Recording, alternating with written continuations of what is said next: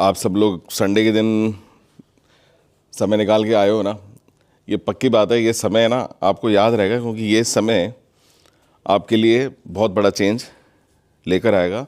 ये हमारा आपको सबको वादा है। आज से करीब 2.5 साल पहले ऐसे ही एक वैशाली नगर में एक इवेंट में मैं मेरी वाइफ के साथ गया था, जब अवनीश ने जितना बढ़िया प्रेजेंटेशन देता है, आप जानते हैं, देखते हैं, हमने सुना था इसको। हम लोग जॉइंट फैमिली में ही पास में ही रहते हैं। मैं एक साइंस स्टूडेंट हूँ, बिज़नेस कराता हूँ। राजस्थान के अंदर जितने तरह के व्यापार आप जानते हैं, देखते हैं ना, वो सारे करवा चुका हूँ। हनुमान जी की कृपा से, श्याम बाबा के आशीर्वाद से 7.5 लाख कंपनियों की ट्रेनिंग कर चुका हूँ भाई। इस ज़मीन के नीचे ऊपर ऐसा कोई व्यापार नहीं है जो करवाया नहीं मैंने। लेकिन इसके आगे सब फेल है। एक व्यापारिक कंसल्टेंट के हैसियत से पहले बताता हूँ, फिर मैं बताता हूँ हेल्थ के नज़रिए से। अगर कोई बिजनेस के लिए कोई प्रोडक्ट चूज़ करना हो, कोई सेक्टर चूज़ करना हो, तो मेरी नज़र में 3 सेक्टर में से एक सेक्टर होना चाहिए। या तो रिलेटेड होने चाहिए पानी से, या वो रिलेटेड होना चाहिए शायद करंट से, या डेफिनेटली रिलेट होना चाहिए हेल्थ से। 820 करोड़ की जनसंख्या हो गई है इस दुनिया की। दुनिया में 2 बड़ी इंडस्ट्री चलती हैं। एक चलती है वॉर वेपन की 5 साल, और 5 साल चलती है हेल्थ की। हम सब एक कठपुतली हैं, है ना, और हम सब एक बाजार का एक हिस्सा, पार्ट है। वेपन की इंडस्ट्री भी मारने के लिए चलती है, और हेल्थ की इंडस्ट्री में अब जो बायोलॉजिकल वेपन आए, जो गए थे, उनसे अभी आने वाला था ना, एक जो आने वाला है वापस, वो अगर अभी आ जाता, मान लीजिए वो आ जाता और ये सेमिनार नहीं होता, आपके पास प्रोटेक्शन करने के लिए तो कुछ था ही नहीं। पिछली बार भी लंग्स ही थे, इस बार भी लंग्स हैं। बचाने वाला तो वैक्सीन तब बनती है जब मर जाते हैं, और वो वैक्सीन के बाद में 2 साल बाद पता लगता है कि वैक्सीन ही मार रही थी ज़्यादा। तो आपको बचाने वाला कोई है क्या? कोई भी नहीं है। एल्बर्ट आइंस्टाइन ने जिस चीज़ को भविष्य कहा था ना, वो आज चल रहा है। एक सेंटेंस पकड़ लीजिए, भविष्य कहना बंद कर दीजिए, द फ्यूचर इज नाउ। इस तरह मैं भविष्य में 10वीं पास करके बनूंगा, हो गया। 12वीं पास करके, कॉलेज पास करके, शादी करके, नौकरी करके, मकान बना के, नौकरी छोड़ के, सब हो गए। अब मत टालो। हमने लिया क्योंकि हम जॉइंट फैमिली में थे, जॉइंट फैमिली में हैं, छोटे बच्चे, बुजुर्ग लोग साथ रहते हैं, बीमारियां घर का भयंकर अभिन्न हिस्सा हैं। मैं और मेरी वाइफ गए, अवनीश ने इतना बढ़िया प्रेजेंटेशन दिया। इसमें यहाँ एक जो मनी बैक गारंटी है ना, एक मिडिल क्लास का कोई भी व्यक्ति होगा या बड़े छोटा व्यापारी होगा, उसको अपना 1 रुपया, 1000 रुपया उतना ही प्यारा होता है। ये कंपनी का कॉन्फिडेंस है कि आपने अगर ले लिया और यूज़ कर लिया, समझदार व्यक्ति से लेकर समझदारी से यूज़ किया, तो वापस होता ही नहीं है। कोई नहीं वापस करता इसको दुनिया में। हमने समझदारी से लिया, और समझदारी से जब यूज़ किया, तो हमारे घर में 10-12 जने रहते हैं, सबको सारे प्रोग्राम यूज़ करा दिए। आज भाई साहब 4 डिवाइस घर में हैं, और उसके बाद भी 1-2 डिवाइस लेने के लिए कोशिश जारी है। 84 ईयर्स के मेरे फादर इन लॉ मेरे साथ घर में रहते हैं। 81 ईयर्स की मेरी मदर घर में रहती हैं।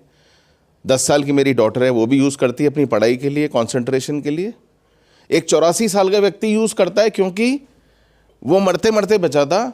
उसको मेरी वाइफ, जैसे बताया, वो खूब स्टडी करती है, मेरे से ज़्यादा, बहुत ज़्यादा अच्छी नॉलेज है।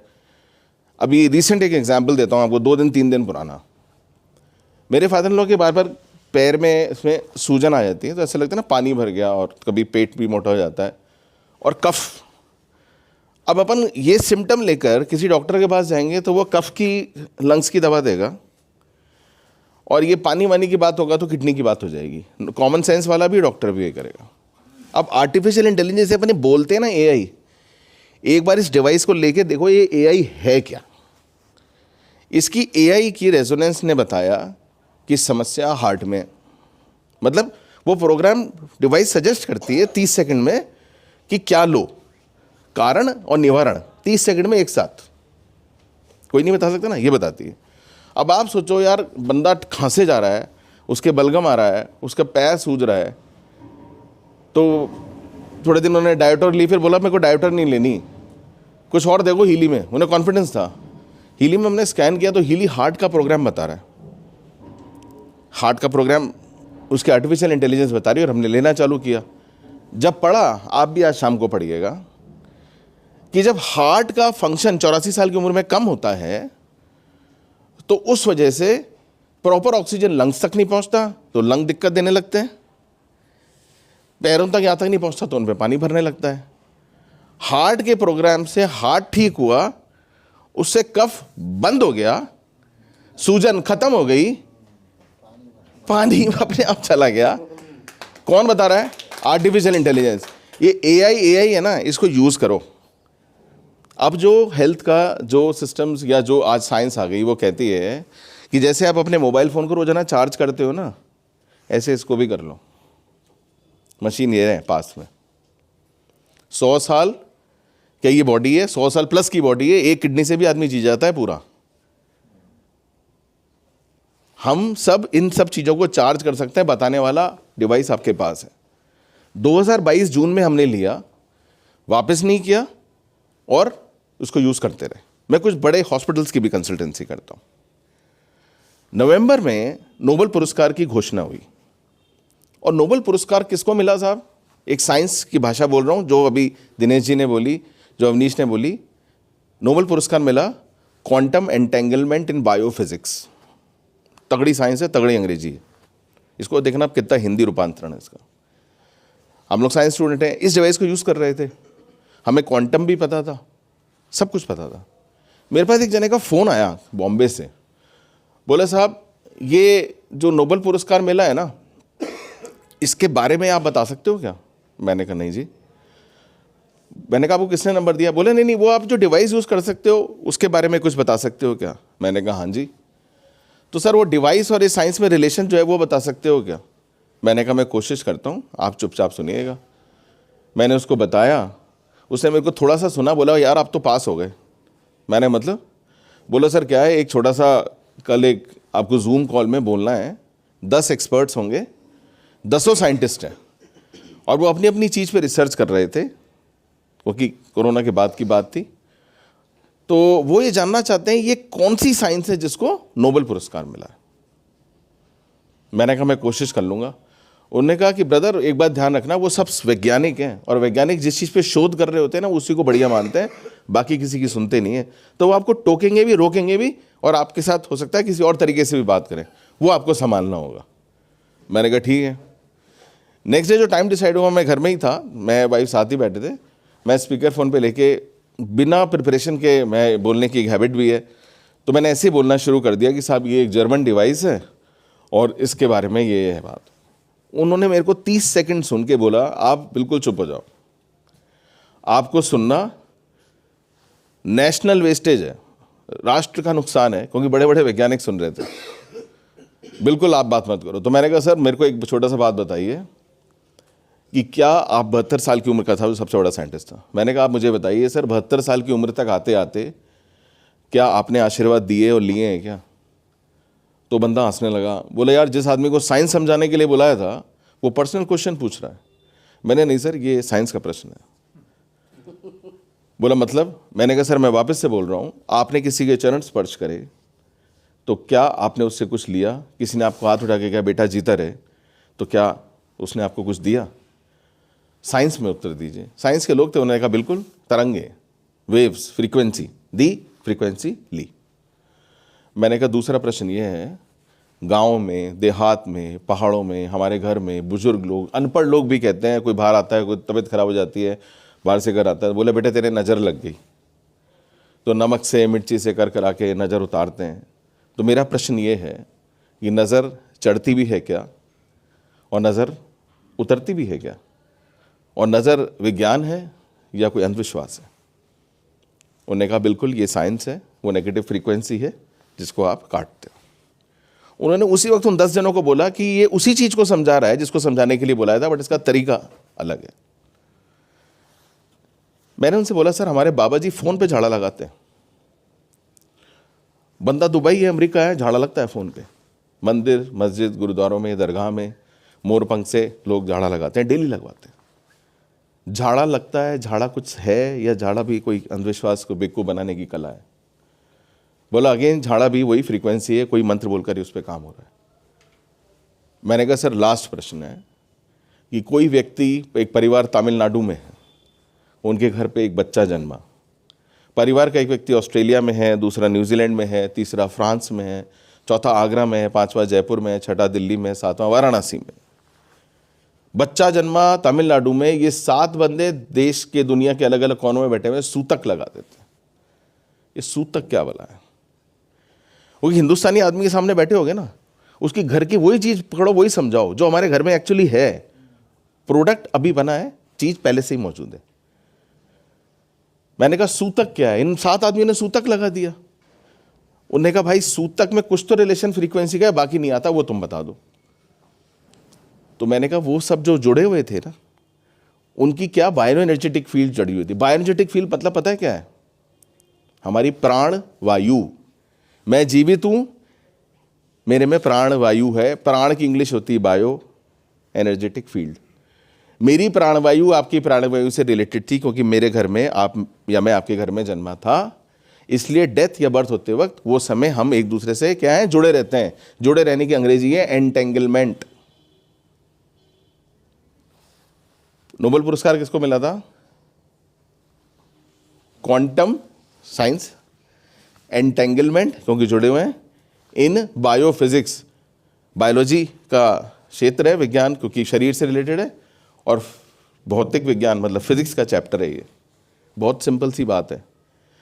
अगर मान लीजिए आपके परिवार का कोई व्यक्ति, मेरे परिवार का कोई व्यक्ति 100 साल पहले किसी बाबा जी के आश्रम में, गुफा में पहाड़ों में गए थे, और बाबा जी ने आँख मूंद करके बता दिया कि यार तेरी मम्मी रसोई में खाना बना रही है, तेरा बाप खेत में काम कर रहा है, तो बाबा जी कैसे बता पा रहे हैं? बाबा जी को सिद्धि प्राप्त है, बाबा जी कॉन्सेंट्रेट करके बता रहे हैं।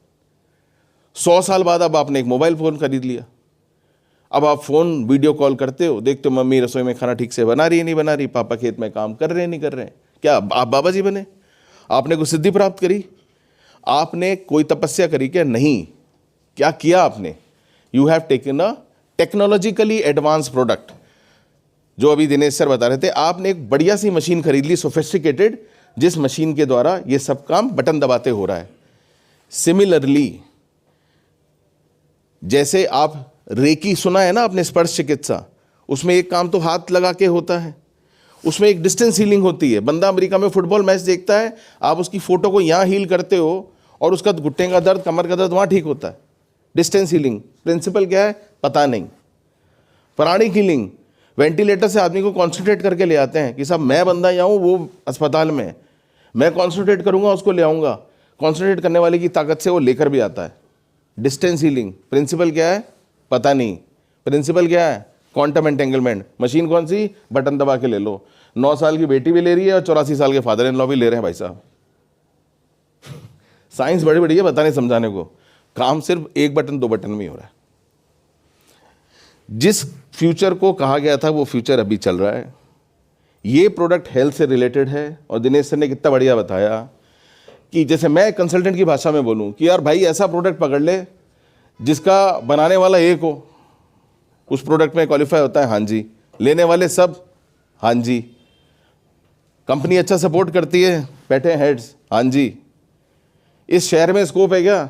60 लाख लोग रहते हैं यहाँ, 60 बैठे नहीं है, हाँ जी, जरूरत सबकी है क्या? हाँ जी। अभी वो वायरस आ जाता ना, ये अभी 30% डिस्काउंट पे मिल रही है, ये 300% ऊपर पे मिलती, उसके बाद लोग पैसे लेके खड़े होते हैं, भाई साहब कहीं से दिला दो, रोते मरते पैसे कहीं से भी लाते जरूर।